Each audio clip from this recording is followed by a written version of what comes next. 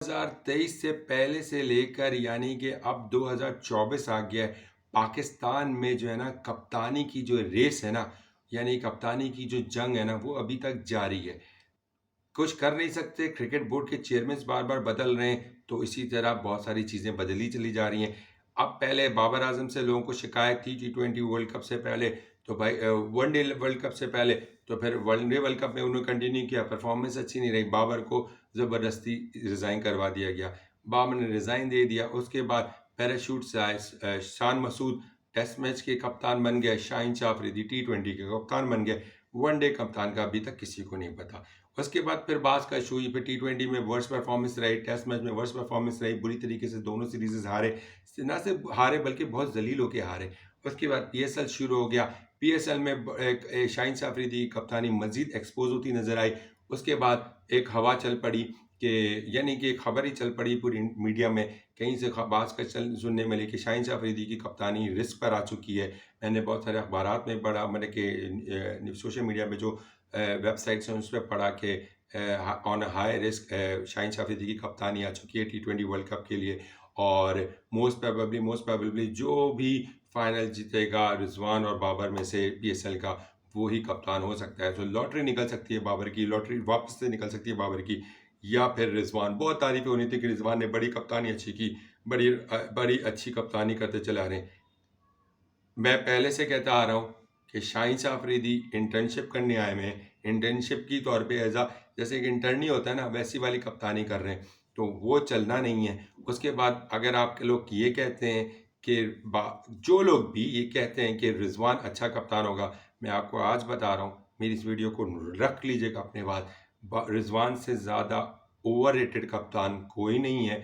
अगर वो मुल्तान सुल्तान को कप्तानी को की कैप्टनसी कर रहे हैं, तो उनसे ज़्यादा ओवररेटेड कप्तान कोई नहीं है।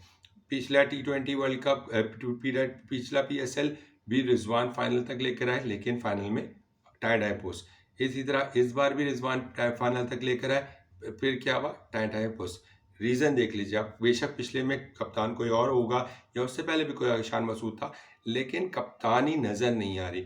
आपको कभी कभी कोई चीज़ क्लिक कर जाए तो कोई ना कोई प्लेयर आपकी इज्जत बचा लेता है, वरना अगर आप कप्तानी देखें, शाहीन शाह अफरीदी की कप्तानी आपने अपने सामने देख ली, वो लोगों को भी मैं कहूँगा कि वो लोग ज़रा जल्दी से सामने आ जाएं और वो अपने अपने चेहरे दिखा लें या शाबाशी से, जो कहते थे कि रिजवान जो है वो बहुत बड़ा कप्तान है। तो कल क्या हुआ कप्तानी के साथ, जो अभी पीएसएल फाइनल हुआ, उसमें रिजवान की कप्तानी खुल के सामने आ गई।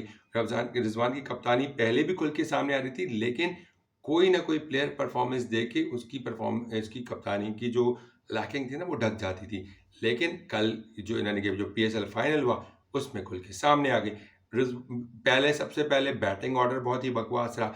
आप कप्तान हो, आपको कौन ये इंस्ट्रक्शन दे रहा है कि आप अपने मेन हिटर बैट्समैन को सबसे 7वें 8वें नंबर पे बैटिंग करवाओ, यानी कि इफ्तिखार को आपने 7वें 8वें नंबर पे बैटिंग कराई, जब बॉस कम बॉलें लगी। उसने इतनी कम बॉलों पे 32 रन मार दिए। अगर आप इसी तरह उसको 4 ओवर पहले भेज देते, तो शायद सिचुएशन कुछ और हो जाती। आप जो 20 रन या 10 रन शॉर्ट थे, शायद आप वो 20-10 रन शॉर्ट ना होते। तो यहाँ सबसे बड़ी कप्तानी की गलती ये हुई कि आपने ऊपर पता है कौन विली को ऊपर भेज दिया।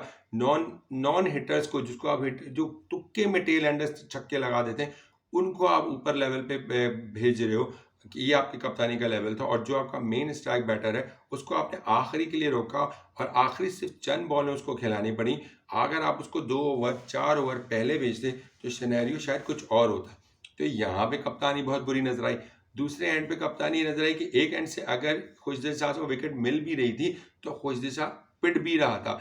यही गलती बाबर ने की थी, जब बाबर लोग एलिमिनेटर 2 पे बाहर हुए इस्लामाबाद यूनाइटेड से। उसकी वजह ये थी कि अगर Saim Ayub part time bowler था, ऑलराउंडर नजर आए, लेकिन पार्ट टाइम बॉलर के तौर पे बॉलिंग कर रहा था, उसने विकेटें जरूर ली, लेकिन बाद में एलेक्स हेज ने उसको जो तीसरे ओवर में धोया है, 22 रन मारा, वहीं से इसको मैच छीन लिया था पेशावर से।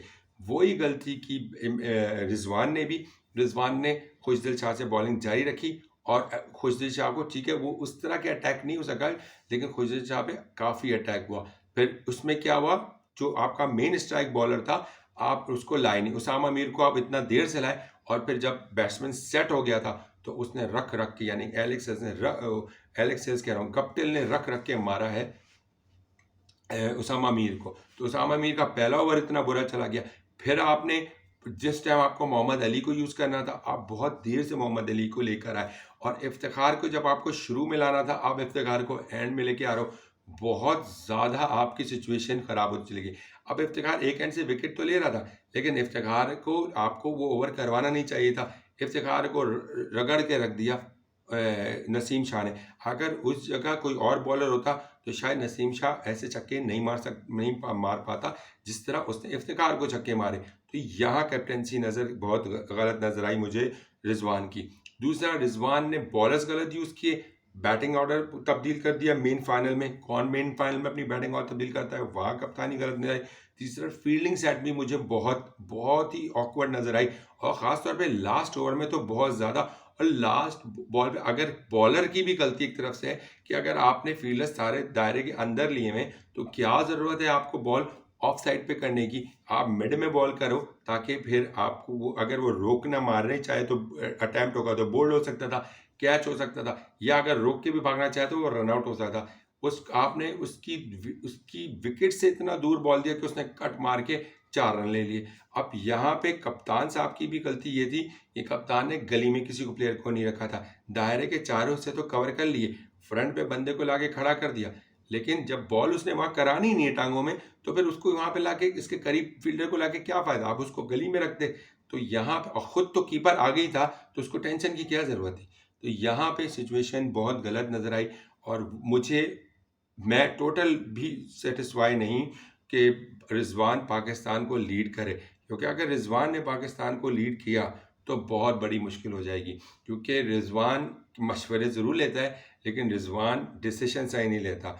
और ये तो चले, मुल्तान सुल्तान थी, एक PSL था, तो कि एक फ्रेंचाइज क्रिकेट यानी की टीम थी, उसमें तो चलो गलतियां हो जाती हैं, लेकिन अगर आप इस लेवल पे गलतियां कर रहे हो, तो फिर आप नेशनल लेवल, इंटरनेशनल लेवल पे क्या करोगे पाकिस्तान के साथ? तो यहाँ पे जो भी कोई ये कह रहा है कि रिजवान बहुत अच्छा कप्तान है, उसने की होगी कप्तानी अच्छी, मैं पहले कह चुका हूँ कि PSL में कप्तानी अच्छी की थी, लेकिन बहुत सी जगह पे उसकी कप्तानी में इतने खलल नजर आ रहे थे कि वो बस इज्जत बच जाती थी। कोई ना कोई बैटर ऐसी गलती कर पाता, या कोई बॉलर ऐसी आउटस्टैंडिंग विकेट ले लेता, या कैच विकेट जो फील्डर है उसका बेहतरीन कैच लेके उसकी जो गलतियां खामियां ना वो उसके अंदर ढक जाती थी। लेकिन अब जिस तरह खुल के सामने आई हैं, खुल के मैंने बता दिया कि कहाँ कहाँ लैकिंग नजर आई। और और जो जो मुल्तान सुल्तान एंड्स में मैच हारी है, जो लीग्स मैच चल रहे थे, उसकी भी वजह कप्तानी ही थी। ओवर कॉन्फिडेंस नजर आते थे, ओवर को ट्राई करते थे। अब इसके अंदर जो उनके ओनर है, उनकी कितनी इनपुट थी, कितना उनका प्रेशर था, मैं उस बारे में नहीं जानता, लेकिन यहाँ पे एज अ कैप्टन मुझे रिजवान बहुत ही ज़्यादा ओवर रेटेड नजर आया। मैं ओवर रेटेड का वर्ड इसलिए इस्तेमाल कर रहा हूँ क्योंकि रिजवान की कप्तानी उस अप टू द स्टैंडर्ड नहीं है कि वो पाकिस्तान क्रिकेट टीम को रिप्रेजेंट कर सके, ख़ास तौर पे ओडाई में और T20 वर्ल्ड कप में। सो अभी रिजवान अगर वाइस कैप्टन हैं तो वाइस कैप्टन रहें, कुछ सीखें समझें, वरना फिर वही होगा। आपने जैसे बाबर को हटाया, फिर आप अब सब तनकीद कर रहे हो कि शाहीन अच्छा नहीं है, उसके बाद अगर आपने शाहीन को हटा दिया तो फिर आप रिजवान को बनाओगे, फिर रिजवान के अंदर से भी वही खामियां नजर आने शुरू हो जाएंगी, फिर वही बात होना शुरू हो जाएगी कि रिजवान भी ऐसा है, रिजवान भी ऐसा है। तो देन व्हाट नेक्स्ट? सही है। तो जो गलती आपने कर चुके, उसको दोबारा दोहराने से बेहतर है कि जो गलती की है उसको सही करो। और बाबर आजम को जो जो जो एक्सपीरियंस्ड है, सब कुछ गलती हार जीत सब देख चुका है, उसको वापस T20 वर्ल्ड कप का कप्तान बना लो। मैं अभी वनडे की तो बात ही नहीं कर रहा, आप उसको T20 का कप्तान बनाओ, आपको वो बंदा नजर आ जाएगा कि वो क्या है। वरना फिर यही सीधा म्यूजिकल चेयर जैसे हमारे चेयरमैन का चल रहा है, वैसे ही पाकिस्तान क्रिकेट टीम के कप्तान का चलता रहेगा कि पहले बाबर पर तनकीद होती थी, आज वही लोग और वही सिस्टम तनकीद करते नजर आ रहा है शाहीन पे, और वो कहता नजर आ रहा है कि नहीं नहीं यार रिजवान को बना दो। आप मेरा यकीन कीजिए, आप रिजवान को भी बना के देख लेंगे, रिजवान में इतनी गलतियां नजर आएंगी और यही वो लोग होंगे जो पहले बाबर को तनकीद कर रहे थे, फिर वो शाहीन को करने लग गए, उसके बाद आगे वाले दिन आने वाले महीनों में फिर वो रिजवान पे करते नजर आ रहे होंगे। तो लोग, ये लोगों का काम ही तनकीद करना है। इस तरह तो पाकिस्तान क्रिकेट सही चल नहीं सकेगी। सोच समझ के डिसीजन दीजिए। जो भी चीफ सेलेक्टर्स बने या जो भी करता दफ्तर में डिसीजन लेना चाहते हैं, बहुत सोच कर समझ के लीजिएगा। चंद मैचेस जीत के कोई बड़ा कप्तान नहीं बनता। कप्तानी के लिए दिलेर फैसले करने पड़ते हैं और राइट डिसीजन करना पड़ता है। बाकी करता दाता बेटर नोज, लेकिन मेरी नज़र में इस वक्त ना शाहीन अफरीदी अच्छा कप्तान है और ना रिजवान अच्छा कप्तान है। आप अपनी राय का इजहार कीजिएगा। अपना ख्याल रखिएगा। अल्लाह हाफिज़।